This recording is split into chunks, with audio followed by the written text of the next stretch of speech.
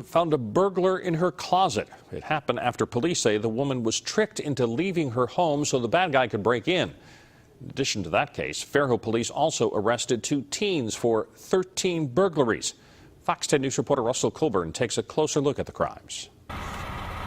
It's Equality Street, but these days Fairhope police says not all of its residents are being treated as equals. That was an unusual burglary in that the burglar actually initiated contact with his victim prior to the offense. Authorities say 25-year-old Ryan Cook set up his elderly neighbor, calling her on the phone posing as Ron from the post office, saying she had a package to pick up.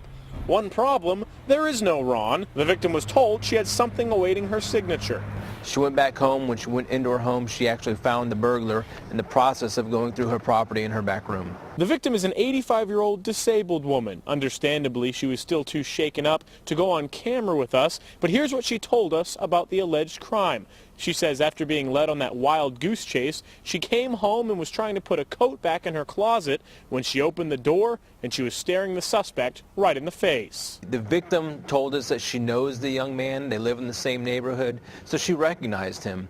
He possibly knew that she lived alone. Maybe he knew what was in her house. We don't know quite for sure. But it's unfortunate that some of the most vulnerable persons in our community, the elderly, are so often the victims of these crimes. From an elderly victim to suspects in their teens.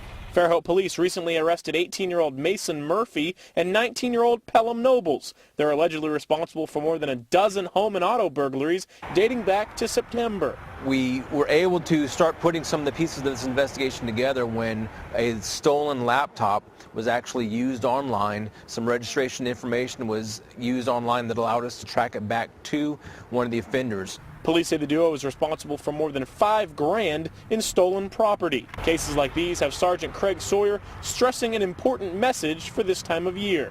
Please, especially with the holiday shopping that everybody's doing now, don't leave any valuable items in your car overnight. Please make sure you always lock your car doors and your home if you're away from it, or especially overnight. And just keep an eye out on your neighbors and call us if you see anything suspicious. In Fairhope, Russell Colburn, Fox 10 News. Nobles is charged with receiving stolen property, while Murphy and Cook both face burglary charges. Police say more charges could be coming from a Baldwin County grand jury. Augusta Evans School is scheduled to move to a new location in the spring, but according to a letter from the City of Mobile, the after-school program there will